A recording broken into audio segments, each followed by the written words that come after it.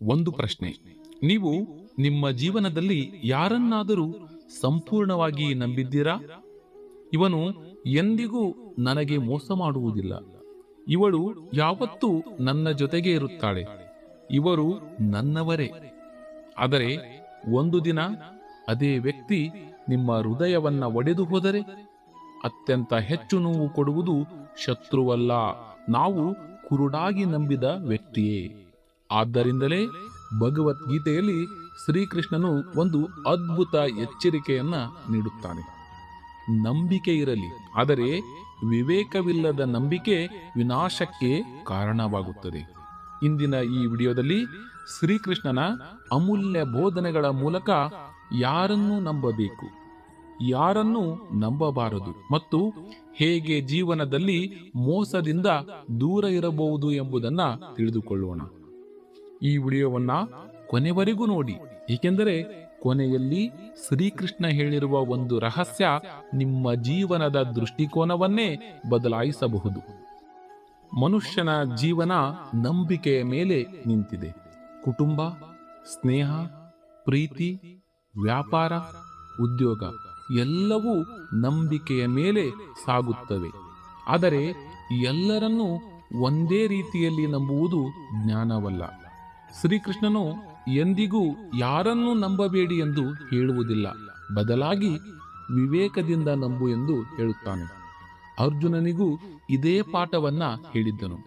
ಕೌರವರು ಸಂಬಂಧಿಕರೇ, ಆದರೆ ಎಲ್ಲ ಸಂಬಂಧಿಕರು ಧರ್ಮದ ಪರವಾಗಿರಲಿಲ್ಲ. ಅದಕ್ಕಾಗಿಯೇ ಸಂಬಂಧಕ್ಕಿಂತ ಗುಣವನ್ನ ನೋಡು ಎಂದು ಶ್ರೀಕೃಷ್ಣನು ಬೋಧಿಸುತ್ತಾನೆ. ಮೊದಲ ಪಾಠ, ಸಂಬಂಧವಲ್ಲ ಸ್ವಭಾವವನ್ನ ನಂಬು. ನಮ್ಮ ದೊಡ್ಡ ತಪ್ಪು ಏನು ಗೊತ್ತೇ? ಇವನು ನನ್ನ ಸಂಬಂಧಿ, ಇವಳು ನನ್ನ ಸ್ನೇಹಿತೆ, ಇವರು ನನ್ನ ಕುಟುಂಬ, ಇಷ್ಟೇ ಸಾಕು ಎಂದು ನಂಬಿಬಿಡುತ್ತೇವೆ. ಆದರೆ ಶ್ರೀಕೃಷ್ಣ ಹೇಳುತ್ತಾನೆ, ರಕ್ತ ಸಂಬಂಧ ಇದ್ದರೆ ಸಾಕಾಗುವುದಿಲ್ಲ, ಒಳ್ಳೆಯ ಸ್ವಭಾವ ಇರಬೇಕು. ದುರ್ಯೋಧನ ಕೂಡ ಸಂಬಂಧಿಯೇ, ಆದರೆ ಅವನ ಮನಸ್ಸಿನಲ್ಲಿ ಅಸೂಯೆ, ಅಹಂಕಾರ ಮತ್ತು ದ್ವೇಷ ತುಂಬಿತ್ತು. ಆದ್ದರಿಂದ ಸಂಬಂಧವಿದ್ದರೂ ಅವನ ಮೇಲೆ ವಿಶ್ವಾಸ ಇಡಲಾಗಲಿಲ್ಲ. ಇಂದು ಕೂಡ ಇದೇ ಸತ್ಯ. ಕೆಲವೊಮ್ಮೆ ಅಪರಿಚಿತ ವ್ಯಕ್ತಿಯೇ ಹೆಚ್ಚು ಸಹಾಯ ಮಾಡುತ್ತಾನೆ, ಕೆಲವೊಮ್ಮೆ ನಮ್ಮವರೇ ನಮ್ಮನ್ನು ಮೋಸ ಮಾಡುತ್ತಾರೆ. ಆದ್ದರಿಂದ ಸಂಬಂಧ ನೋಡಿ ನಂಬಬೇಡಿ, ಸ್ವಭಾವ ನೋಡಿ ನಂಬಿ. ಎರಡನೇ ಪಾಠ, ಸಿಹಿ ಮಾತುಗಳ ಹಿಂದೆ ಓಡಬೇಡಿ. ಪ್ರತಿಯೊಬ್ಬರೂ ನಗುತ್ತಾರೆ, ಪ್ರತಿಯೊಬ್ಬರೂ ಹೊಗಳುತ್ತಾರೆ, ಆದರೆ ಎಲ್ಲರ ಹೃದಯವೂ ಶುದ್ಧವಾಗಿರುವುದಿಲ್ಲ. ಕೆಲವರು ನಿಮ್ಮ ಮುಂದೆ ಹೊಗಳುತ್ತಾರೆ, ಹಿಂದೆ ನಿಮ್ಮ ವಿರುದ್ಧ ಮಾತನಾಡುತ್ತಾರೆ. ಕೆಲವರು ನಿಮ್ಮ ಯಶಸ್ಸನ್ನ ನೋಡಿ ಸಂತೋಷ ಪಡುವಂತೆ ನಟಿಸುತ್ತಾರೆ, ಆದರೆ ಒಳಗೆ ಅಸೂಯೆಯಿಂದ ಸುಡುತ್ತಿರುತ್ತಾರೆ. ಶ್ರೀಕೃಷ್ಣ ಹೇಳುವುದು ಮಾತುಗಳನ್ನು ಅಲ್ಲ, ಕೃತಿಗಳನ್ನ ಗಮನಿಸು. ಒಬ್ಬ ವ್ಯಕ್ತಿ ನಿಜವಾಗಿಯೂ ಒಳ್ಳೆಯವನೋ ಇಲ್ಲವೋ ಎಂಬುದನ್ನ ಅವನ ವರ್ತನೆ ಹೇಳುತ್ತದೆ, ಸಿಹಿ ಮಾತುಗಳು ಅಲ್ಲ. ಆದ್ದರಿಂದ ಯಾರಾದರೂ ನಿಮ್ಮನ್ನು ಅತಿಯಾಗಿ ಹೊಗಳಿದರೆ ಸ್ವಲ್ಪ ಎಚ್ಚರಿಕೆಯಿಂದ ಇರಿ. ಮೂರನೇ ಪಾಠ, ಭಾವನೆಗಳಲ್ಲಿ ನಿರ್ಧಾರ ಮಾಡಬೇಡಿ. ಬಹಳ ಜನರು ಮೋಸ ಹೋಗುವುದಕ್ಕೆ ಒಂದು ಕಾರಣ ಅತಿಯಾದ ಭಾವನಾತ್ಮಕತೆ. ಯಾರಾದರೂ ಅಳುತ್ತಾರೆ, ನಾವು ನಂಬುತ್ತೇವೆ. ಯಾರಾದರೂ ಪ್ರಮಾಣ ಮಾಡುತ್ತಾರೆ, ನಾವು ನಂಬುತ್ತೇವೆ. ಯಾರಾದರೂ ನಿನಗಾಗಿ ಪ್ರಾಣ ಕೊಡುತ್ತೇನೆ ಎನ್ನುತ್ತಾರೆ, ನಾವು ನಂಬುತ್ತೇವೆ. ಆದರೆ ಶ್ರೀಕೃಷ್ಣ ಹೇಳುವುದು ಭಾವನೆಗಿಂತ ಬುದ್ಧಿ ದೊಡ್ಡದು. ಅರ್ಜುನ ಕೂಡ ಭಾವನೆಗಳಲ್ಲಿ ಮುಳುಗಿದ್ದ. ಇವರು ನನ್ನವರು, ಇವರನ್ನು ಹೇಗೆ ಕೊಲ್ಲಲಿ? ಆಗ ಶ್ರೀಕೃಷ್ಣನು ಅವನಿಗೆ ಧರ್ಮ ಮತ್ತು ವಿವೇಕದ ಮಾರ್ಗವನ್ನ ತೋರಿಸಿದ. ಜೀವನದಲ್ಲಿಯೂ ಭಾವನೆಗಳು ಅಗತ್ಯ, ಆದರೆ ನಿರ್ಧಾರಗಳು ವಿವೇಕದಿಂದ ಆಗಬೇಕು. ನಾಲ್ಕನೇ ಪಾಠ, ನಿಮ್ಮ ರಹಸ್ಯವನ್ನ ಎಲ್ಲರೊಂದಿಗೂ ಹಂಚಿಕೊಳ್ಳಬೇಡಿ. ಇದು ಅತ್ಯಂತ ಮಹತ್ವದ ಪಾಠ. ನಿಮ್ಮ ಕನಸು, ನಿಮ್ಮ ದುರ್ಬಲತೆ, ನಿಮ್ಮ ಯೋಚನೆ, ನಿಮ್ಮ ನೋವು ಇವುಗಳನ್ನು ಪ್ರತಿಯೊಬ್ಬರ ಜೊತೆಗೆ ಹಂಚಿಕೊಳ್ಳಬೇಡಿ. ಏಕೆಂದರೆ ಎಲ್ಲರೂ ನಿಮ್ಮ ಒಳಿತನ್ನೇ ಬಯಸುವುದಿಲ್ಲ. ಕೆಲವರು ನಿಮ್ಮ ದುರ್ಬಲತೆಯನ್ನು ನಿಮ್ಮ ವಿರುದ್ಧ ಬಳಸುತ್ತಾರೆ. ಮಹಾಭಾರತದಲ್ಲೂ ಅನೇಕ ಬಾರಿ ರಹಸ್ಯಗಳ ದುರುಪಯೋಗ ನಡೆದಿತ್ತು. ಆದ್ದರಿಂದ ಶ್ರೀಕೃಷ್ಣನ ಸಂದೇಶ ಸ್ಪಷ್ಟ: ಮೊದಲು ವ್ಯಕ್ತಿಯನ್ನ ಪರೀಕ್ಷಿಸಿ, ನಂತರ ಮಾತ್ರ ನಿಮ್ಮ ಮನಸ್ಸನ್ನು ತೆರೆಯಿರಿ. ನಂಬಿಕೆ ನಿಧಾನವಾಗಿ ಬೆಳೆಯಬೇಕು, ಒಂದೇ ದಿನದಲ್ಲಿ ಅಲ್ಲ.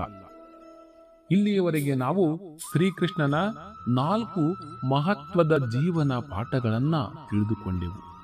ಸಂಬಂಧಕ್ಕಿಂತ ಸ್ವಭಾವವನ್ನ ನೋಡಿ, ಸಿಹಿ ಮಾತುಗಳಿಗೆ ಮೋಸ ಹೋಗಬೇಡಿ. 3ನೆಯದು, ಭಾವನೆಗಿಂತ ವಿವೇಕದಿಂದ ನಿರ್ಧಾರ ಮಾಡಿ. 4ನೆಯದು, ನಿಮ್ಮ ರಹಸ್ಯವನ್ನ ಎಲ್ಲರೊಂದಿಗೂ ಹಂಚಿಕೊಳ್ಳಬೇಡಿ. ಆದರೆ ಇನ್ನೂ ಅತ್ಯಂತ ಶಕ್ತಿಶಾಲಿಯಾದ ಎಚ್ಚರಿಕೆಗಳು ಬಾಕಿ ಇವೆ. ಕೆಲವರು ನಿಮ್ಮ ಮುಂದೆ ಸ್ನೇಹಿತರಂತೆ ಕಾಣುತ್ತಾರೆ, ಆದರೆ ನಿಮ್ಮ ಯಶಸ್ಸನ್ನೇ ನಾಶ ಮಾಡಲು ಕಾಯುತ್ತಿರುತ್ತಾರೆ. ಅಂಥವರನ್ನು ಹೇಗೆ ಗುರುತಿಸುವುದು? ಶ್ರೀಕೃಷ್ಣ ಅದಕ್ಕೂ ಉತ್ತರ ಕೊಟ್ಟಿದ್ದಾನೆ. ಅದನ್ನು ಮುಂದಿನ ಭಾಗದಲ್ಲಿ ತಿಳಿದುಕೊಳ್ಳೋಣ ಬನ್ನಿ. ಇಲ್ಲಿಯವರೆಗೆ ನಾವು 4 ಪ್ರಮುಖ ಪಾಠಗಳನ್ನ ತಿಳಿದುಕೊಂಡೆವು. ಆದರೆ ಈಗ ಶ್ರೀಕೃಷ್ಣ ಹೇಳುವ ಮುಂದಿನ 4 ಎಚ್ಚರಿಕೆಗಳು ಇನ್ನೂ ಆಳವಾದವು. ಇವುಗಳನ್ನ ಜೀವನದಲ್ಲಿ ಅಳವಡಿಸಿಕೊಂಡರೆ ಮೋಸ, ನಿರಾಶೆ, ಅನಗತ್ಯ ನೋವಿನಿಂದ ನಿಮ್ಮನ್ನು ನೀವು ರಕ್ಷಿಸಿಕೊಳ್ಳಬಹುದು. 5ನೇ ಪಾಠ: ಸಮಯ ಬಂದಾಗ ವ್ಯಕ್ತಿಯ ನಿಜ ಸ್ವಭಾವ ಹೊರಬರುತ್ತದೆ. ಒಬ್ಬ ವ್ಯಕ್ತಿಯನ್ನು ಗುರುತಿಸಲು ಅವನ ಮಾತುಗಳನ್ನ ಕೇಳುವುದಕ್ಕಿಂತ ಅವನು ಸಂಕಷ್ಟದ ಸಮಯದಲ್ಲಿ ಹೇಗೆ ವರ್ತಿಸುತ್ತಾನೆ ಎಂಬುದನ್ನ ಗಮನಿಸಿ. ಸಂತೋಷದ ಸಮಯದಲ್ಲಿ ಎಲ್ಲರೂ ನಮ್ಮ ಜೊತೆ ಇರುತ್ತಾರೆ. ನಾವು ಯಶಸ್ವಿಯಾದಾಗ ಎಲ್ಲರೂ ಸ್ನೇಹಿತರಾಗುತ್ತಾರೆ. ನಮ್ಮ ಬಳಿ ಹಣ, ಅಧಿಕಾರ ಅಥವಾ ಪ್ರಭಾವ ಇದ್ದಾಗ ಎಲ್ಲರೂ ನಮ್ಮನ್ನು ಗೌರವಿಸುತ್ತಾರೆ. ಆದರೆ ಒಂದು ದಿನ ಪರಿಸ್ಥಿತಿ ಬದಲಾದರೆ ಆ ಸಮಯದಲ್ಲೇ ನಿಜವಾದ ಮುಖಗಳು ನಮಗೆ ಕಾಣಿಸುತ್ತವೆ. ಮಹಾಭಾರತದಲ್ಲಿಯೂ ಇದೇ ನಡೆಯಿತು. ಪಾಂಡವರು ರಾಜ್ಯ ಕಳೆದುಕೊಂಡಾಗ ಅನೇಕರು ದೂರ ಉಳಿದರು. ಆದರೆ ಶ್ರೀಕೃಷ್ಣ ಮಾತ್ರ ಅವರನ್ನು ಎಂದಿಗೂ ಬಿಟ್ಟಿರಲಿಲ್ಲ. ಅದಕ್ಕಾಗಿಯೇ ಜೀವನದಲ್ಲಿ ವ್ಯಕ್ತಿಯನ್ನು ಅವನ ಮಾತಿನಿಂದಲ್ಲ, ಅವನ ನಿಷ್ಠೆಯಿಂದ ಅಳೆಯಿರಿ. 6ನೇ ಪಾಠ: ಅಹಂಕಾರ ಇರುವವರ ಮೇಲೆ ಸಂಪೂರ್ಣ ನಂಬಿಕೆ ಇಡಬೇಡಿ. ಅಹಂಕಾರವು ಮನುಷ್ಯನ ವಿವೇಕವನ್ನ ಕಸಿದುಕೊಳ್ಳುತ್ತದೆ. ಅಹಂಕಾರ ಇರುವವನು ತನ್ನ ಲಾಭಕ್ಕಾಗಿ ಯಾವುದೇ ನಿರ್ಧಾರವನ್ನ ತೆಗೆದುಕೊಳ್ಳಬಹುದು. ದುರ್ಯೋಧನನ ಪತನಕ್ಕೆ ಕಾರಣ ಅವನ ಬಲವಲ್ಲ, ಅವನ ಅಹಂಕಾರ. ಅವನು ಶ್ರೀಕೃಷ್ಣನ ಸಲಹೆಯನ್ನ ಒಪ್ಪಲಿಲ್ಲ, ಹಿರಿಯರ ಮಾತನ್ನು ಕೇಳಲಿಲ್ಲ, ಧರ್ಮವನ್ನು ಗೌರವಿಸಲಿಲ್ಲ. ಅಹಂಕಾರವು ಅವನ ಕಣ್ಣುಗಳನ್ನ ಮುಚ್ಚಿತ್ತು. ಇಂದಿಗೂ ಇದೇ ಸತ್ಯ. ತಪ್ಪನ್ನು ಒಪ್ಪಿಕೊಳ್ಳದ ವ್ಯಕ್ತಿ, ತನ್ನನ್ನೇ ತಾನು ಮಾತ್ರ ಸರಿಯೆಂದು ಭಾವಿಸುವ ವ್ಯಕ್ತಿ ಮತ್ತು ಇತರರ ಭಾವನೆಗಳಿಗೆ ಬೆಲೆ ಕೊಡದ ವ್ಯಕ್ತಿಯ ಬಗ್ಗೆ ಎಚ್ಚರಿಕೆಯಿಂದ ಇರಿ. 7ನೇ ಪಾಠ: ನಿಮ್ಮ ಯಶಸ್ಸನ್ನು ಎಲ್ಲರ ಮುಂದೆ ಪ್ರದರ್ಶಿಸಬೇಡಿ. ಪ್ರತಿಯೊಬ್ಬರೂ ನಿಮ್ಮ ಯಶಸ್ವಿಗೆ ಸಂತೋಷ ಪಡುವುದಿಲ್ಲ. ಕೆಲವರು ಅಭಿನಂದಿಸುತ್ತಾರೆ, ಆದರೆ ಒಳಗೆ ಅಸೂಯೆ ಬೆಳೆಯುತ್ತದೆ. ನೀವು ಹೊಸ ಮನೆ ಕೊಂಡಿರಬಹುದು, ಹೊಸ ಉದ್ಯೋಗ ಸಿಕ್ಕಿರಬಹುದು, ವ್ಯಾಪಾರದಲ್ಲಿ ಯಶಸ್ಸು ಪಡೆದಿರಬಹುದು. ಅದನ್ನು ಎಲ್ಲರಿಗೂ ತಿಳಿಸುವ ಅಗತ್ಯವಿಲ್ಲ. ಶ್ರೀಕೃಷ್ಣನು ಎಂದಿಗೂ ಪ್ರದರ್ಶನದ ಜೀವನವನ್ನ ಬೋಧಿಸಲಿಲ್ಲ. ಅವರು ಕರ್ಮವನ್ನ ಬೋಧಿಸಿದರು. ಶಾಂತವಾಗಿ ಕೆಲಸ ಮಾಡಿ, ಫಲವೇ ನಿಮ್ಮ ಪರವಾಗಿ ಮಾತನಾಡಲಿ, ನಿಮ್ಮ ಸಾಧನೆಯ ಶಬ್ದವೇ ನಿಮ್ಮ ಪರಿಚಯವಾಗಲಿ ಎಂಬ ಸಂದೇಶವನ್ನ ಕೊಟ್ಟಿದ್ದಾರೆ. 8ನೇ ಪಾಠ: ನಿಮ್ಮನ್ನು ತಪ್ಪು ದಾರಿಯಲ್ಲಿ ನಡೆಸುವವರಿಂದ ದೂರವಿರಿ. ಜೀವನದಲ್ಲಿ ಎಲ್ಲರೂ ಒಳ್ಳೆಯ ಸಲಹೆ ನೀಡುವುದಿಲ್ಲ. ಕೆಲವರು ನಿಮ್ಮ ಸಮಯವನ್ನು ಹಾಳು ಮಾಡುತ್ತಾರೆ, ಕೆಲವರು ನಿಮ್ಮ ಕನಸುಗಳನ್ನ ಕುಗ್ಗಿಸುತ್ತಾರೆ, ಇನ್ನು ಕೆಲವರು ನಿಮ್ಮ ಸಾಮರ್ಥ್ಯದ ಮೇಲೆ ಅನುಮಾನ ಹುಟ್ಟಿಸುತ್ತಾರೆ. ಇಂತಹವರ ಜೊತೆ ಹೆಚ್ಚು ಸಮಯ ಕಳೆದರೆ ನಿಮ್ಮ ಆತ್ಮವಿಶ್ವಾಸವೇ ನಿಧಾನವಾಗಿ ಕಡಿಮೆಯಾಗುತ್ತದೆ. ಶ್ರೀಕೃಷ್ಣನು ಅರ್ಜುನನಿಗೆ ಭಯವನ್ನ ಹೆಚ್ಚಿಸಲಿಲ್ಲ, ಅವನೊಳಗಿನ ಧೈರ್ಯವನ್ನ ಎಚ್ಚರಿಸಿದ. ನಿಜವಾದ ಸ್ನೇಹಿತ ಎಂದರೆ ನಿಮ್ಮನ್ನು ಮೇಲಕ್ಕೆ ಎತ್ತುವವನು, ನಿಮ್ಮ ತಪ್ಪನ್ನು ಪ್ರೀತಿಯಿಂದ ತಿದ್ದುವವನು, ನಿಮ್ಮ ಬೆಳವಣಿಗೆಯನ್ನು ಹಾರೈಸುವವನು, ನಿಮ್ಮ ಯಶಸ್ವಿಗೆ ಸಂತೋಷ ಪಡುವವನು. ಅಂತಹವರನ್ನೇ ಜೀವನದಲ್ಲಿ ಹತ್ತಿರ ಇಟ್ಟುಕೊಳ್ಳಿ. ಒಮ್ಮೆ ನಿಮ್ಮನ್ನು ನೀವು ಕೇಳಿಕೊಳ್ಳಿ, ನಾನು ನಂಬಿರುವ ವ್ಯಕ್ತಿಗಳು ನನ್ನ ಜೀವನವನ್ನು ಉತ್ತಮಗೊಳಿಸುತ್ತಿದ್ದಾರೆಯೇ, ಅಥವಾ ನನ್ನ ಶಾಂತಿ, ಸಮಯ ಮತ್ತು ಆತ್ಮವಿಶ್ವಾಸವನ್ನ ಕಸಿದುಕೊಳ್ಳುತ್ತಿದ್ದಾರೆಯೇ? ಈ ಒಂದು ಪ್ರಶ್ನೆಗೆ ಸಿಗುವ ಉತ್ತರವೇ ನಿಮ್ಮ ಭವಿಷ್ಯವನ್ನ ಬದಲಾಯಿಸಬಹುದು. ಶ್ರೀಕೃಷ್ಣನ ಸಂದೇಶ ಸ್ಪಷ್ಟವಾಗಿದೆ. ನಂಬಿಕೆ ಇರಲಿ, ಆದರೆ ಅದರೊಂದಿಗೆ ವಿವೇಕವೂ ಇರಲಿ. ಪ್ರೀತಿ ಇರಲಿ, ಆದರೆ ಆತ್ಮ ಗೌರವವನ್ನ ಕಳೆದುಕೊಳ್ಳಬೇಡಿ. ಸಹಾಯ ಮಾಡಿ, ಆದರೆ ನಿಮ್ಮನ್ನು ನೀವು ಮರೆಯಬೇಡಿ. ಇಲ್ಲಿಯವರೆಗೆ ನಾವು ಒಟ್ಟು 8 ಅಮೂಲ್ಯ ಜೀವನ ಪಾಠಗಳನ್ನ ತಿಳಿದುಕೊಂಡೆವು. ಆದರೆ ಇನ್ನು ಅತ್ಯಂತ ಶಕ್ತಿಶಾಲಿಯಾದ ಅಂತಿಮ ಸಂದೇಶ ಬಾಕಿ ಇದೆ. ಶ್ರೀಕೃಷ್ಣ ಹೇಳುವ ಕೊನೆಯ 4 ಪಾಠಗಳು ಜೀವನದಲ್ಲಿ ಯಾರನ್ನು ನಂಬಬೇಕು, ಯಾರಿಂದ ದೂರ ಇರಬೇಕು ಮತ್ತು ಮನಸ್ಸಿನ ಶಾಂತಿಯನ್ನು ಹೇಗೆ ಕಾಪಾಡಿಕೊಳ್ಳಬೇಕು ಎಂಬುದನ್ನು ಸ್ಪಷ್ಟವಾಗಿ ತಿಳಿಸುತ್ತವೆ.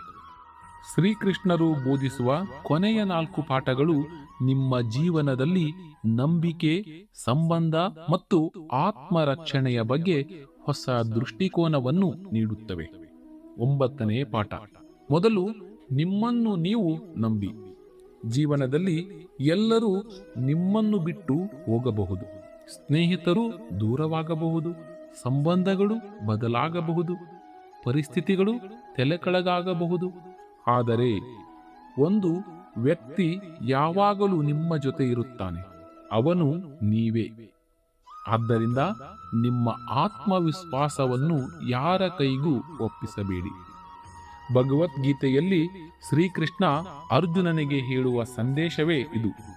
ಭಯಕ್ಕಿಂತ ಧರ್ಮವನ್ನು ಆರಿಸು, ಸಂಶಯಕ್ಕಿಂತ ಕರ್ತವ್ಯವನ್ನ ಆರಿಸು. ಸ್ವತಃ ನಿಮ್ಮ ಮೇಲೆ ನಂಬಿಕೆ ಇಟ್ಟಾಗ ಮಾತ್ರ ಜೀವನದ ದೊಡ್ಡ ಸವಾಲುಗಳನ್ನ ಗೆಲ್ಲಬಹುದು.